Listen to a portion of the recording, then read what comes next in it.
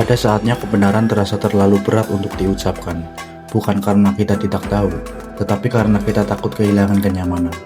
Negeri ini terus bergerak, pembangunan berjalan, angka-angka terlihat meyakinkan. Namun di balik semua itu, ada pertanyaan sederhana yang sering kali kita hindari.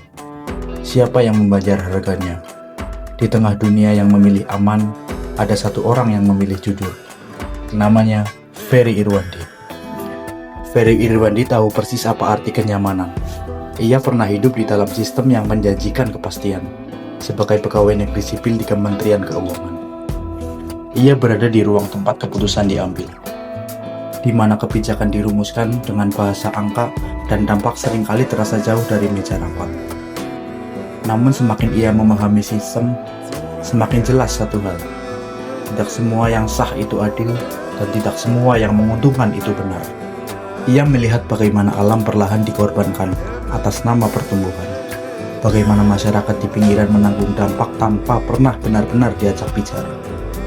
Dan di titik itu, Ferry dihadapkan pada pilihan yang mengubah hidupnya selamanya. Tetap diam dan aman, atau bersuara dan kehilangan segalanya. Keputusan untuk keluar dari sistem bukan keputusan yang heroik. Itu keputusan yang menyakitkan. Meninggalkan stabilitas, meninggalkan status, meninggalkan hidup yang oleh banyak orang disebut sukses. Namun, Ferry memilih jujur. Jujur pada pikirannya, jujur pada nuraninya. Di ruang publik, ia tidak datang membawa kemarahan. Ia datang membawa pertanyaan.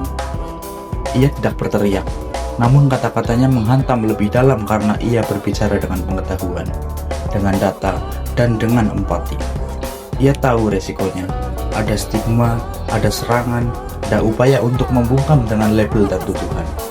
Namun Ferry tetap berdiri, karena baginya, diam berarti ikut bertanggung jawab.